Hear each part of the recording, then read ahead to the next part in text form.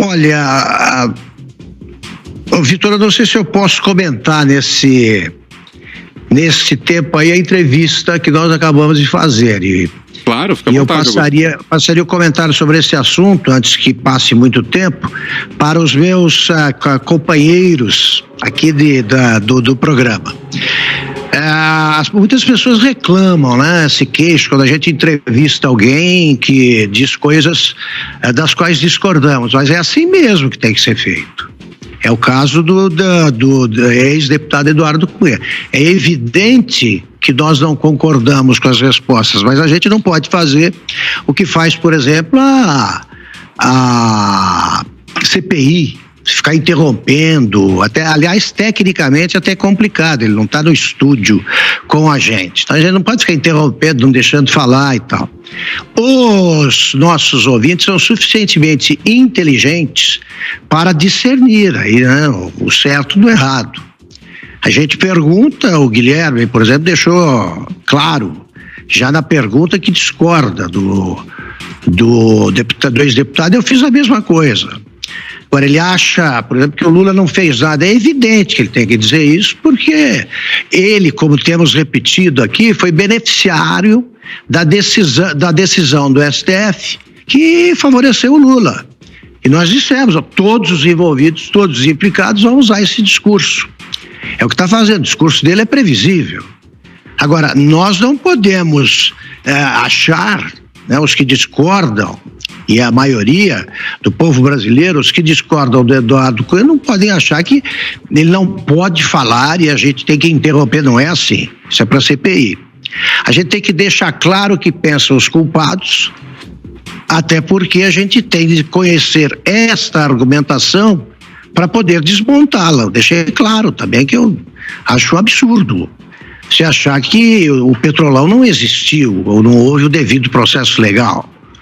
Tá, então eu queria deixar claro, acho que estou falando em nome de todos os entrevistadores aqui. O papel do entrevistador não é silenciar o entrevistado, é fazer com que ele fale coisas que serão pesadas pelos ouvintes e espectadores que têm inteligência suficiente para saber quem está certo e quem está errado. Queremos ouvi-la também, Ana, sobre a entrevista que tivemos e sobre essa medida do governo Dilma no setor energético aí, que ainda hoje continua gerando prejuízos aos consumidores. Por favor, Ana. Vitor, eu vou pegar o gancho do Augusto, porque eu acho muito importante isso que ele colocou. Eu acho que hoje o debate político, o debate público, o debate intelectualmente honesto, ele está muito preso a bolhas e a gente precisa, assim, ouvir as pessoas. Eu acho esse comentário do Augusto extremamente pertinente, até porque a gente não pode exatamente fazer o que o outro lado faz e o que a gente critica tanto aqui na CPI, que apenas um lado fala, que quando depoentes de um lado estão lá, eles falam, eles são recebidos com tapete vermelho e flores, e quando depoentes do outro lado estão lá, eles são interrompidos o tempo inteiro. Ronald Reagan, Vitor, costumava falar, perguntaram uma vez para ele se todo mundo devia ler o manifesto marxista, o manifesto comunista, e ele disse que sim, que todo mundo devia ler, mesmo as pessoas que não concordam e condenam o comunismo, como ele chamava, nas palavras que realmente o comunismo é, o império do mal. E ele dizia o seguinte: quem é comunista lê Marx e Engels, e quem é anticomunista lê Marx e Engels e entende o que eles quiseram dizer. Obviamente eu não estou aqui comparando a entrevista do deputado Eduardo Cunha com nenhum comunista, mas sim enaltecendo isso que o Augusto disse, que a gente tem que ouvir tudo, ouvir todos e ler tudo, e aí sim ter a maturidade, porque hoje a própria imprensa, Vitor, a grande imprensa, ela trata o seu leitor como uma criança, como uma criança que não consegue definir as suas opiniões e precisa impor as opiniões dos militantes das redações no seu leitor ali, no seu ouvinte, no seu espectador. E aqui não, aqui a gente tem liberdade absoluta para falar o que a gente quer falar como opinião e liberdade para perguntar também a várias pessoas de várias vertentes ideológicas e políticas o que eles têm para falar e aí sim tratar a nossa audiência de uma maneira adulta, que é o que não acontece hoje. A gente traz todo mundo aqui confiando exatamente que a nossa audiência tem maturidade suficiente para formar as suas opiniões. Usa. A pergunta seria, o ex-deputado Eduardo Cunha é um personagem relevante na cena política brasileira? É. Então, é isso. O jornalismo, a crônica, né, o rádio, a televisão, estão aí para tratar a realidade como ela é. E aqui no programa, nós procuramos fazer os contrastes ao que é trazido por esse personagem, que é relevante, que é polêmico, que está saindo da prisão. Tá? Então, por exemplo, só quem tem sangue de barata, e nós não temos, vai assistir o Eduardo Cunha falando que as empreiteiras são vítimas do combate à corrupção, porque quebraram, que é o discurso do Lula, que é o discurso do PT, que é o discurso do Lewandowski, né? Nós vimos aí, ministro do STF. Então, só se tivéssemos sangue de barata, veríamos isso numa boa. Então, a gente procura contrastar, contrastamos a questão que ele traz da competência, que foi o motivo alegado pelo STF para reabilitar o Lula, fizemos aqui esse contraste, e evidentemente que não houve, por causa da dinâmica da entrevista, tempo de fazer o contraste, mas eu aproveito e faço rapidamente aqui sobre a última resposta do deputado Eduardo Cunha, em relação ao pedido de impeachment que ele aceitou, né, contra Dilma Rousseff. E, de fato, ele é um personagem importante no processo de impeachment. Não é verdade dizer que estava maduro, que estava tudo sendo empurrado, não. Essa briga do Cunha com o PT acabou sendo importante para libertar o Brasil da quadrilha, sim. Então, né, quer dizer, a história sendo escrita por linhas tortas, digamos. Agora, eu vou discordar de novo, infelizmente na ausência dele aqui, mas tudo bem, vou discordar em tese, então, da afirmação dele de que só havia crime de responsabilidade na parte de contabilidade, porque a denúncia feita pelo Miguel Reale e Janaína Pascoal continha, apontava crime de responsabilidade da Dilma Rousseff ao manter diretores da Petrobras, né? Ela chegou a manter diretores da Petrobras que estavam lá escalados para proteger as negociatas, né? Agora, é isso aí, este tema da questão da energia, até como o próprio Eduardo Cunha falou, é um dos pontos que eu acho que a gente pode até concordar. Ele diz que, e eu já disse isso aqui, nem seria preciso a parte dos crimes do PT, do Lula, da Dilma, para que eles fossem ruinosos e para que se discordasse ou se criticasse. Sem dúvida, essa questão da energia é uma delas. O Brasil, sob o PT, partiu para o populismo tarifário, seguindo, aliás, o kirchnerismo na época, na Argentina, fazendo aquele truque que é você agradar o consumidor, né, para fazer aquela propaganda de redução de custos, e você ferrar o contribuinte, né, porque você vai onerar as empresas do setor e depois você vai ter que repassar, socorrê-las, né? E aparentemente essa decisão judicial está reconhecendo mais uma dessas lesões, né, causadas aí pelo PT, que é de fato um desastre proverbial, né? Foi uma infecção das instituições brasileiras por tudo quanto é lado, e o legado é esse, quer dizer, fora o roubo, tem o legado da incúria, tem o legado da péssima administração, e de fato não dá nem para cogitar a volta desse tipo de gente. Você queria fazer um complemento, Ana? Só complementar rapidinho, Vitor, uma coisa que o Augusto sempre fala aqui, né? Nós estamos aí há quanto tempo, quantas semanas comentando a CPI, os absurdos, né? As declarações e as sessões surreais, né? Que temos visto de uma CPI presidida aí por Omar Aziz, Renan Calheiros, e a gente vem discordando absolutamente tudo como eles têm conduzido essas sessões.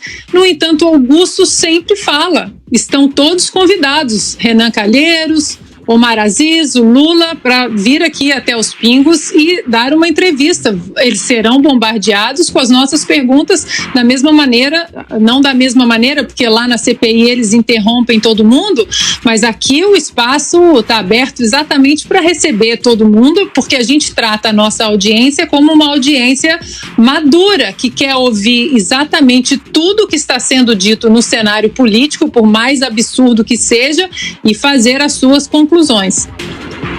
Você, Zé, queremos ouvi-lo também a respeito da entrevista que tivemos e sobre os desdobramentos, o impacto dessa medida do governo Dilma no setor energético. Zé? Sobre a entrevista, não precisa nem dizer que se trata de uma entrevista muito importante, inclusive no contexto. Ele não tem falado e é uma fala importante, primeira, e é uma figura muito, muito peculiar na política nacional, o Eduardo Cunha. Eu acompanhei a trajetória dele na Câmara dos Deputados, no meu dia a dia, né? Acompanhava o dia a dia do Congresso Nacional. Eu aprendi que a história tem que ser entendida e tem que ser conhecida mesmo, porque conhecendo a história se entende o que está por vir e o que estão tentando fazer também na política, e é uma fórmula ali de evitar que tragédias se repitam. É preciso entender a história, inclusive para interromper um curso negativo da história. E o Eduardo Cunha esteve por dentro dos últimos acontecimentos políticos nacionais. Figura importantíssima, não só pela abertura do impeachment, todo mundo entende como ele era o nosso malvado favorito, né? A figura que exercia ali a nossa vontade, mesmo se a gente não admirava Eduardo Cunha, mas sabia que ele era a expectativa e teve a coragem de enfrentar o PT com o PT no governo.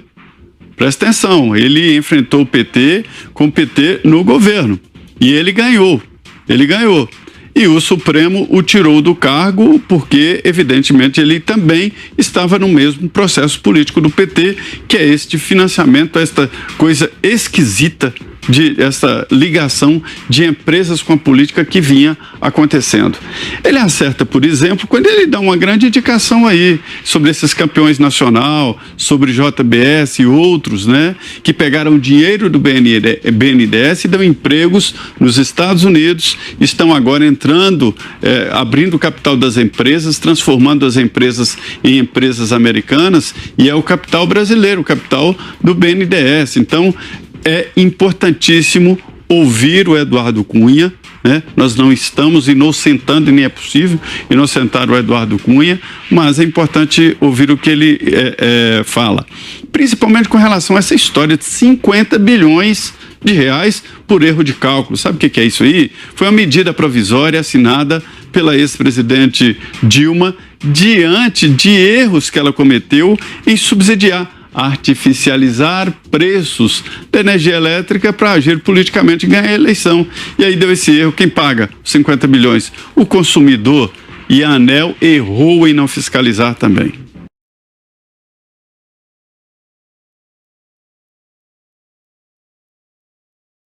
E uma entrevista especial agora em Os Pingos nos Is. Nós vamos conversar com o ex-presidente da Câmara dos Deputados, Eduardo Cunha, que gentilmente nos atende, já está conosco aqui. Deputado, boa noite, seja bem-vindo. Obrigado pela presença aqui no programa. Eu que agradeço a oportunidade e a disposição de vocês. É um prazer enorme estar com vocês. O deputado, o senhor foi recentemente colocado em liberdade, né, depois de algum tempo na prisão ali, em virtude de desdobramentos da Lava Jato, e imagino que deva ter encontrado um país muito diferente, né, daquele que existia em 2016, na época da prisão do senhor. Muita coisa mudou, né, politicamente, houve a pandemia também, né, essa grave crise sanitária, acompanhada de uma crise econômica muito forte, e em relação a combate à corrupção também, muitas mudanças, né. Naquele momento, a Operação Lava Jato vivia ali um auge, né, um momento de grande destaque, até com a prisão do senhor. O ex-juiz Sérgio Moro era considerado o principal rosto dessa operação. Tivemos depois a prisão do ex-presidente Lula, que foi um outro marco importante, e muito disso se transformou ao longo do tempo, né? O ex-juiz Sérgio Moro depois se tornou ministro, deixou o governo, hoje é cotado como um possível candidato à presidência da República, foi declarado suspeito pelo Supremo Tribunal Federal, teve sentenças anuladas. O ex-presidente Lula já foi colocado em liberdade, agora pode se tornar candidato à presidência mais uma vez. A Força Força Tarefa da Lava Jato já foi dissolvida. Queria saber as impressões do senhor sobre isso, sobre esse destino da Operação Lava Jato e dessas ações de combate à corrupção. O senhor acha que as coisas terminaram como tinham que terminar mesmo, de uma forma merecida, justa ou não? Veja bem, ainda não terminou, ainda precisa terminar. Na verdade, a Operação Lava Jato, em nome de um combate à corrupção, ela foi uma operação política que visou exclusivamente na parte que se tocava no Paraná, com o ex-juiz Sérgio Moro e a Força Tarefa, para criminalizar a política. Na realidade, o que se buscou ali foi acabar com o campo político para ser ocupado por outras pessoas. E o que aconteceu? O que aconteceu é que cometeram diversos absurdos esses que estão agora começando a serem consertados. Consertaram com o caso do ex-presidente Lula, a prisão dele foi absolutamente injusta, o processo dele foi nulo. Não quer dizer aqui, eu não estou aqui defendendo, não vou defender nem atacar quem quer que seja. O meu caso também foi uma prisão absurda, que efetivamente terá o mesmo reconhecimento da incompetência do juiz para ter me processado, como também da sua suspeição, eu acredito, num tempo muito rápido. Porque, na realidade, quando a minha denúncia foi aceita pelo Supremo Tribunal Federal, eu ainda era deputado, e a minha denúncia foi aceita pelo plenário do Supremo, ela tinha uma acusação de crime eleitoral junto com as acusações. E quando desceu, eu perdi o mandato, o senhor Sérgio Moro, ele simplesmente retirou a acusação do crime eleitoral para manter a sua competência, que ele não poderia ter feito isso. E contra isso eu estou com uma reclamação no Supremo, que eu espero ser julgada nos próximos momentos. A reclamação já está perdurando há mais de 2 anos, e o julgamento dela não terá como não reconhecer que a minha ação teria que tramitar na Justiça Eleitoral. Então eu tenho certeza absoluta que a minha condenação vai ser anulada e, consequentemente, será mais um ato do ex-juiz Sérgio Moro que ficará claro para a sociedade. O país, como você falou, mudou. Mas o país mudou porque viveu momentos travestidos dessa operação que causaram muitos males ao país. A economia, a política como um todo, as consequências da eleição de 2018, onde a política foi praticamente renegada e agora a política está voltando. Nós precisamos, efetivamente, ninguém aqui é contra o combate à corrupção, ele tem que ser combatido, mas dentro da lei, dentro do devido processo legal, e não se usurpando a competência como o Moro fez. O Moro, ele colocou o PT lá, colocou o Lula e queria ter um contraponto ao PT. E o contraponto ao PT que ele falava em todas as suas entrevistas era Eduardo Cunha, porque era, segundo ele, o maior adversário do PT, porque de uma certa forma era a realidade qual era o adversário do PT. Então ele queria se mostrar isento e colocando os dois lados, mas a Vaza Jato, que foi o marco que acabou com isso. E eu, que ainda não tive acesso a todas as conversas da Lava Jato, na realidade eu tive acesso parcialmente apenas àquilo que a defesa do Lula juntou através das suas perícias, e só no que a defesa do Lula juntou através das suas perícias, tem 140 diálogos referentes a mim, sobre forma de combinar as ações com relação aos meus processos. Então isso tudo mostra, inclusive, que até as histórias com relação às acusações que viriam contra mim, eles já sabiam muito antes. Então mostrou que houve um direcionamento da investigação e da manutenção da competência do Sérgio Moro. Sérgio Moro causou um mal ao país, ele está sendo desmascarado e efetivamente precisa ser punido. Isso é uma questão de tempo para que seja reconhecida os absurdos, a incompetência dele para processar muitos daqueles que ele processou e para que ele possa, a sociedade, conhecer os verdadeiros motivos que o levaram a fazer daquela maneira. A pergunta agora é de Ana Paula Henkel. Ana. Boa noite, deputado. Bom, o senhor usou aí uma frase muito boa, né? Usurpando a competência. Queria que o senhor desse a sua opinião em relação a esse termo, usurpando a competência, com o atual Supremo Tribunal Federal que temos hoje, que inclusive entrou exatamente na competência da Câmara dos Deputados em relação à prisão do deputado Daniel Silveira. Olha, é uma situação um pouco, diria assim, eu fui vítima de atuação do Supremo Tribunal Federal, que o meu afastamento, que foi feito naquele momento, foi feito ao arrepio do que dizia a Constituição, tanto que depois eu promovi o ingresso de uma ação declaratória de inconstitucionalidade, uma ADI, que não foi julgada antes que eu renunciasse à presidência da Câmara, mas foi julgada depois, quando o Aécio Neves teve seu mandato afastado e deu ganho de causa, reconhecendo o que era essa ação. uma medida cautelar, que foi o que o Supremo me deu, de afastamento do mandato, não poderia ser feita sem a corroboração do plenário da Câmara dos Deputados 24 horas depois, que era uma interpretação conforme a prisão em flagrante. A prisão em flagrante, o plenário de cada casa tem que apreciar. Então, da mesma forma, o afastamento seria igual. Eu não tive esse direito de ser submetido ao afastamento ao plenário da Câmara. Aécio Neves, graças à ação que eu promovi, em 2017 conseguiu se beneficiar dessa decisão e o afastamento dele não foi confirmado pelo plenário Supremo. Essa situação do deputado que foi preso, uma medida cautelar, qualquer coisa, poderia ter sido feita. Eu acho a prisão uma coisa meio exagerada, né? Eu não concordo com a prisão, e até porque me parece que o que ele está sendo processado, ele, se for condenado, será uma pena que não lhe dará uma pena grande, não lhe dará prisão, provavelmente vai dar uma pena restritiva de direitos ou uma pena menor. Então, a manutenção de prisão preventiva num caso desse me parece um pouco exagerado. Então, eu entendo que a situação do deputado foi política, deveria ser tratado politicamente, como a Câmara está fazendo através do Conselho de Ética, não deveria ser tratado através de prisão. Até porque estão questionando a Lei de Segurança Nacional, e para um lado e também tem que ser para o outro, né? É uma coisa, a aplicação da Lei de Segurança Nacional para processar é uma coisa que incomoda todos nós.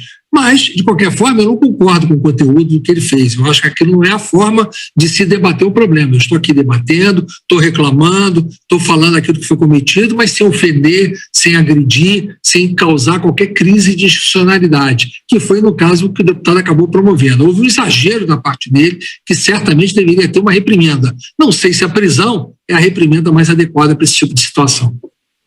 Guilherme Fiuza. Deputado Eduardo Cunha, boa noite. Vamos colocar aqui os pingos nos is, deputado Eduardo Cunha. A Operação Lava Jato enfrentou e retirou do centro do poder no Brasil a maior quadrilha que já se instalou na política brasileira, né? O petismo montou um sistema de corrupção para vender o Estado brasileiro a cartéis. O senhor conhece bem essa situação. A pergunta que eu quero lhe fazer, quer dizer, sem a Operação Lava Jato, talvez a Dilma tivesse continuado, depois vinha talvez um outro, porque enquanto você não apanha o ladrão, ele continua roubando, né? A pergunta que eu quero lhe fazer é a seguinte: o senhor considera o Lula inocente? Deixa eu lhe dizer, em primeiro lugar, a Dilma teria caído de qualquer maneira, não foi por causa da Operação Lava Jato que ela caiu por causa de um crime de responsabilidade que ela cometeu. Se ela não tivesse cometido aquele crime de responsabilidade, poderia ter 10 operações Lava Jato que ela não iria cair naquele processo de impeachment, poderia cair por outras circunstâncias. Então, essa parte do que você colocou, eu não posso concordar.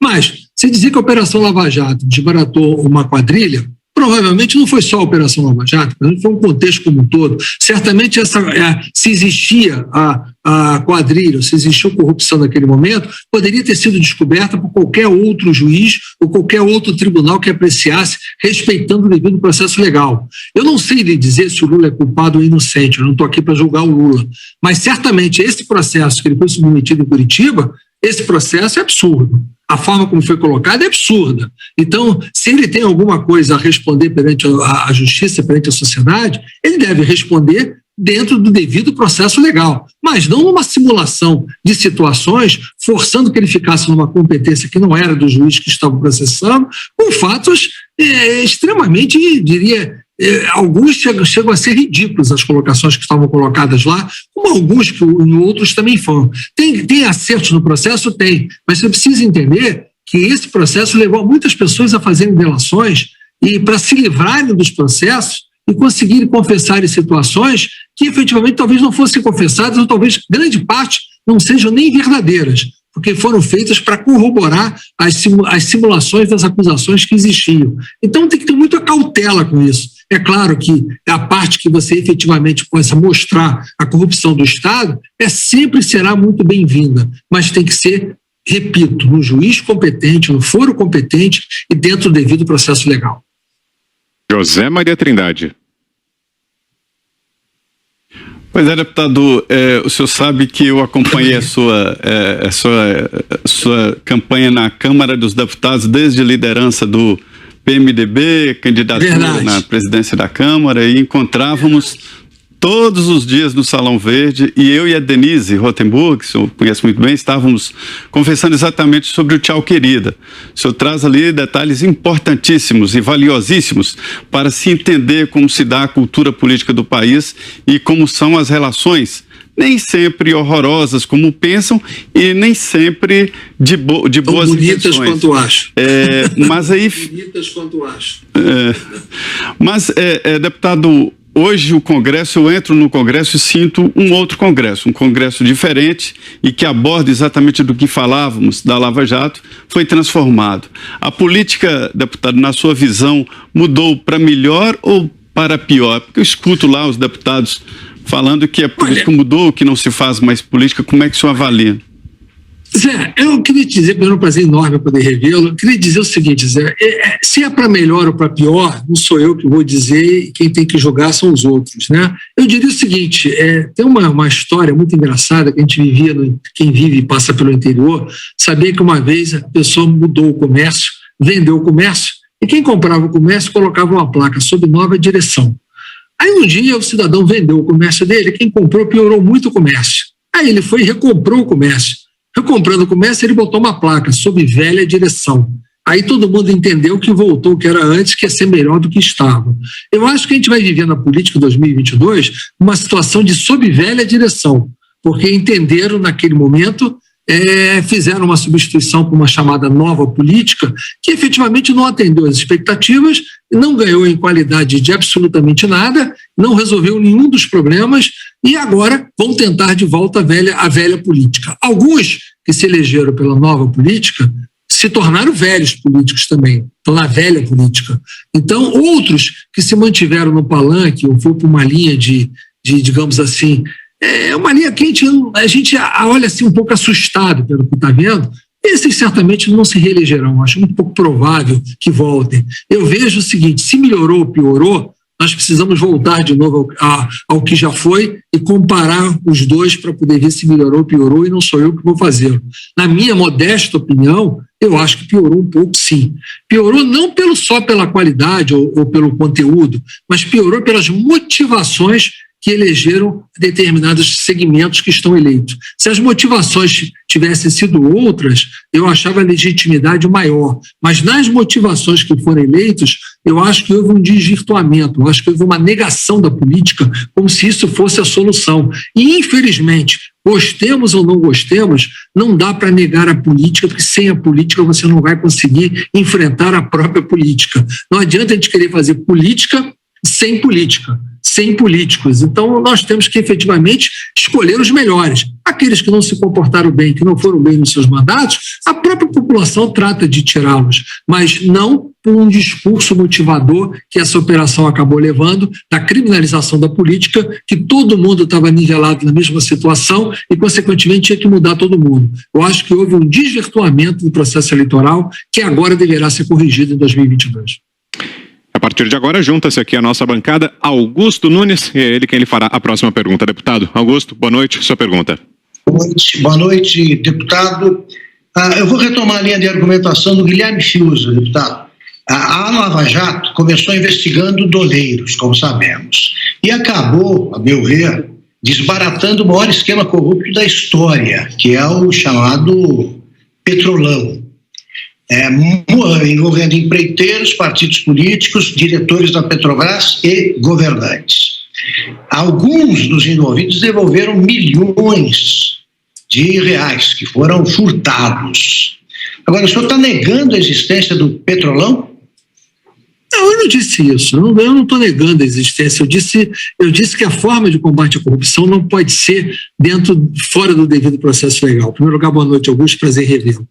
A gente tem que olhar o seguinte, a Operação Lava Jato começou com doleiros. Não, a Operação Lava Jato, se você tiver oportunidade de ver um livro que eu cito bastante no meu livro, dessa juíza de São Paulo, a Fabiana, que escreveu a origem inteira da Lava Jato e todas as fraudes que foram efetuadas pelo juiz Sérgio Moro desde o seu início dela, ela não poderia jamais nem ter começado a ser apreciada o Petrolão inteiro dentro do juiz Sérgio Moro. Na verdade, ele fraudou a competência usando uma situação que não tinha nada a ver com a zona onde ele estava, que na rigor tinha que ter sido feita em São Paulo ou no Rio de Janeiro, e começou a processar a partir de um doleiro que tinha sido réu em outro processo, através de uma empresa de lavagem do ex-deputado que já faleceu, enfim, Zé Janene, e que não tinha nada a ver, só porque ele era de Londrina, que era tudo em São Paulo. Essa que é a verdade. A fraude, ela começa desde o início. Então, quando você começa com um negócio fraudado, você não pode concordar com os resultados daquilo que começa fraudado.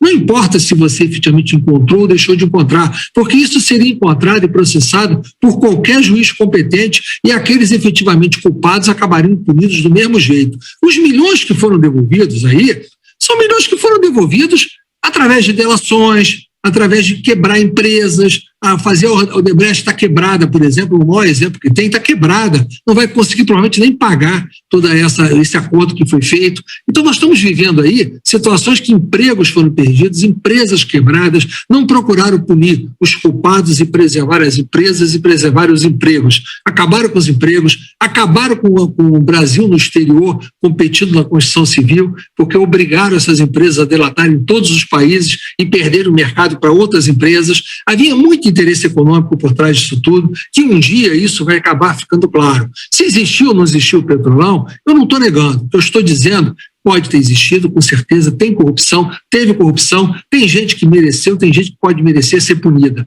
O que eu contesto é a fraude que foi feita processual desde o início para manter a competência do seu Sérgio Moro. Até porque tem condenações feitas da chamada Operação Lava Jato, até pelo próprio Supremo Tribunal Federal, pelo Superior Tribunal de Justiça. Então não foi só depois a competência do Sérgio Moro que acabou prevalecendo em punição. Então é preciso deixar muito claro isso. O que foi feito foi um erro. Se você tem que punir a corrupção, vamos punir a corrupção, mas não vamos fazer disso uma forma de desestabilizar todo o processo econômico e político do país, como foi feito por essa Operação Lava Jato.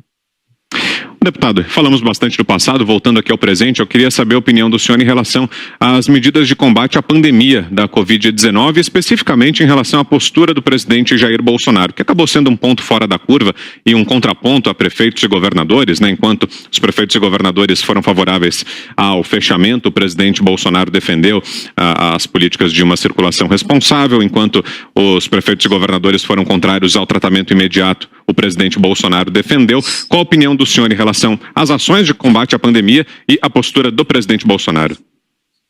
Veja bem, o que acontece é o seguinte, você está analisando a pandemia no meio de uma confusão que ainda não acabou. Nós estamos analisando a guerra no meio da guerra. Então é muito difícil ainda você ter uma conclusão sobre quem está certo ou quem está errado em qualquer coisa. Em segundo lugar, os fechamentos, seja municipais ou estaduais, eles passaram a ter o seu poder definido pelos próprios prefeitos ou governadores. Então, fechou quem quis fechar, abriu quem quis abrir, independente ou não da opinião do presidente. É fato, isso eu estou vendo circulando pelas ruas, que o grande problema é que a população não aguenta. Imagine se a população fosse ficar fechada 1 ano e 3 meses, como já estamos desde o início da pandemia. As pessoas efetivamente não aguentam, elas precisam trabalhar. Tem que se ter os cuidados? Todos os cuidados têm que se ter. Não há um respeito da própria população, apesar de muito advertida, no cumprimento das regras básicas. Esse talvez seja o maior problema da disseminação do vírus, na minha opinião. A juventude continua nas festas, a gente anda na rua, vê muita gente sem máscara, a gente vê aglomerações sendo feitas desnecessárias, que poderiam ser evitadas. Você não precisaria fechar, mas precisaria sim manter um controle, porque funcionar bares até tarde para forçar a aglomeração, enfim, tem uma série de circunstâncias que poderiam ser melhores ou poderiam estar piores, depende de quem adotou a medida A ou B ou C. E cada lugar tem uma realidade diferente da disseminação do vírus. O Brasil é muito grande, o Brasil é um continente. Então, certamente tem lugares que preferiram fechar, que entendeu ser melhor. Outros não aguentaram fechar. Então, eu não acho que isso é responsabilidade do presidente Bolsonaro, até porque ele podia querer fechar e ia depender de estados e municípios concordarem. Ele podia querer abrir como quis e os estados e municípios que não quiseram não abriram, não fecharam.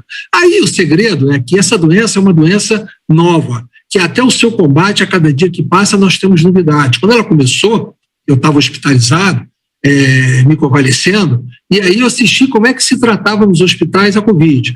Eu praticamente era o único doente no hospital fora de Covid que tinha naquele momento. Depois eu voltei também, fiz nova cirurgia e assisti como é que se mudou o tratamento de Covid naquele mesmo hospital. Então, há um aprendizado que está sendo feito, o desconhecimento era muito grande no início, é normal, é natural, tanto que até hoje se contesta como é que nasceu o vírus, até o governo americano querendo investigar, enfim, há uma série de circunstâncias que nós não sabemos, é uma doença desconhecida. Então, consequentemente, muitos erros estão e ainda serão cometidos por todas as esferas de governante. O importante é termos vacina, tentarmos vacinar o mais rápido possível a maior parte da população e vermos se isso efetivamente será o suficiente. É o que eu espero de todos. E não dá para a gente fazer uma crítica agora somente por verborragia. Quem está falando A, ou B ou C, o importante são os atos, os gestos, as gestões. O importante é o resultado ao fim. A gente vai terminar o ano, pelo que nós estamos vendo, talvez até antes do fim do ano,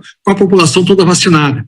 Isso será um grande avanço. Nos países que a população teve a vacina adiantada, nós estamos vendo a vida voltar ao normal, como é o exemplo do Reino Unido, os próprios Estados Unidos. Outros países não conseguiram atingir o nível de vacinação. O próprio Japão, por exemplo, que é a segunda, terceira economia do mundo, não conseguiu atingir o nível de vacinação. Outros da Europa também não atingiram. Então, tem tratamentos diferentes em vários lugares. É importante a gente tirar essa mediana, tentar sempre aperfeiçoar, evitar cometer os erros, mas principalmente vacinar, que é o mais importante de tudo, e tentar conscientizar a população que mesmo vacinada, que mesmo com conhecimento maior da doença, as pessoas não podem se descuidarem, está sempre de máscara, é álcool gel, é o distanciamento, para que fazer aglomeração? Nós temos que evitar tudo isso, dos dois lados que discutem na política, todos os dois têm que evitar, porque os dois estão fazendo isso. Essa que é a verdade. Manifestações de rua feitas pela esquerda, manifestações feitas pela direita,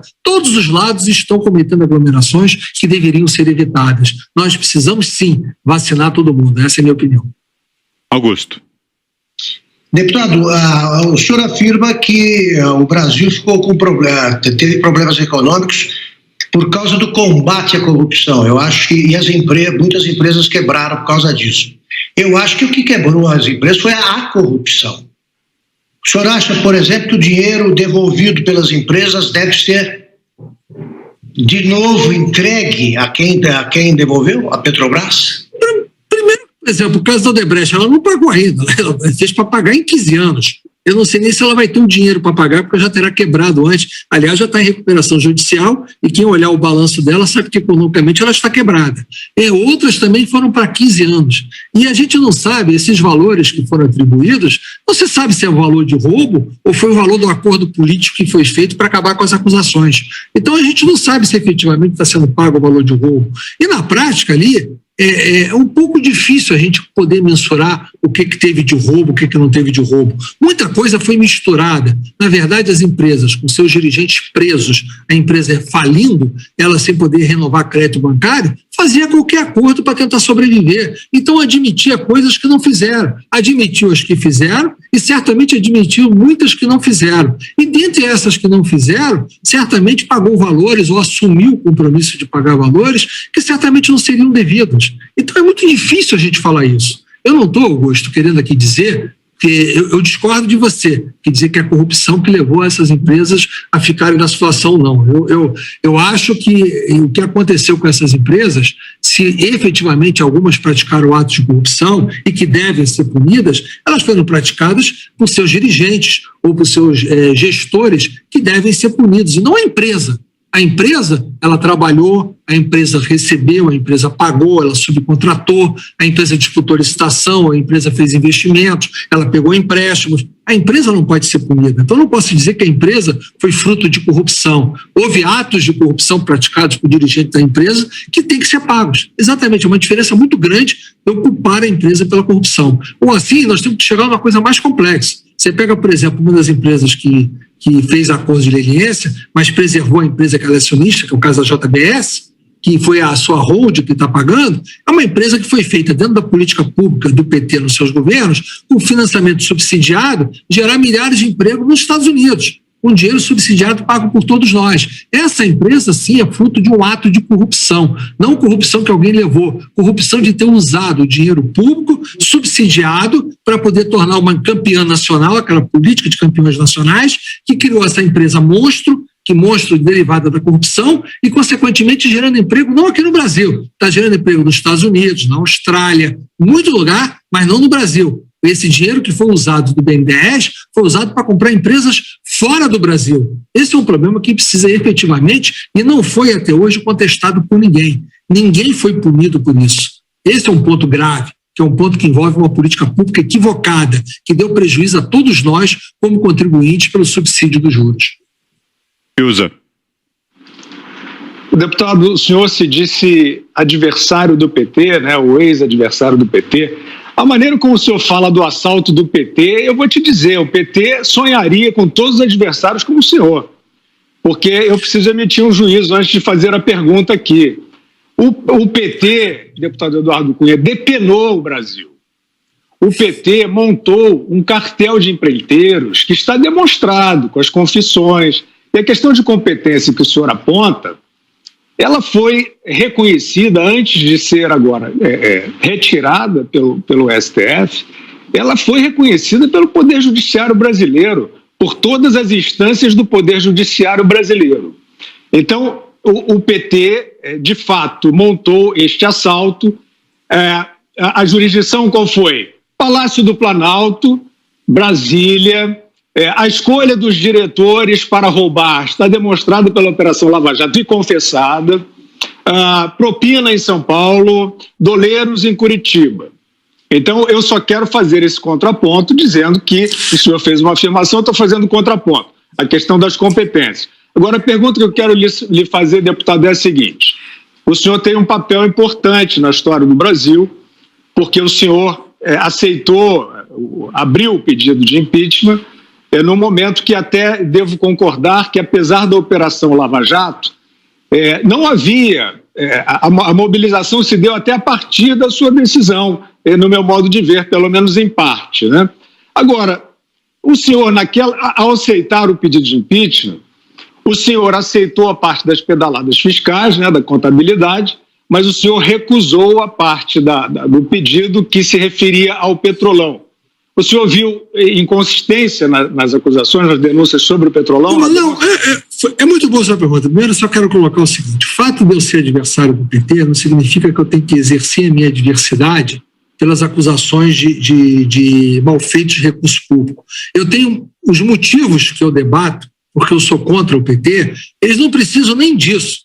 Um exemplo que eu dei foi agora há pouco na resposta ao Augusto. Essa política de campeões nacionais que gerou empresas corruptas, só por si só já é uma política que eu combato e que tem que ser combatida por quem enfrenta o PT. O PT tem muitos males praticados no país e esses males eu os combato todos. Eu não estou aqui para ser juiz, dizer que praticou o ato tal, até porque se eu estou sendo acusado, eu não vou me defender acusando os outros. Então, efetivamente, eu deixo o julgamento de quem vai julgar os atos que são acusados membros do PT, para quem vai julgar de fato, que é o Poder Judiciário no seu momento. Então, ali, quando tirar a conclusão, você pode estar certo ou pode estar errado, mas eu não vou entrar nesse mérito da minha oposição nesse momento. Agora, eu quero só fazer uma ressalva. O cartel de empreiteiros que foi feito na Petrobras, ele não começou no governo do PT, não.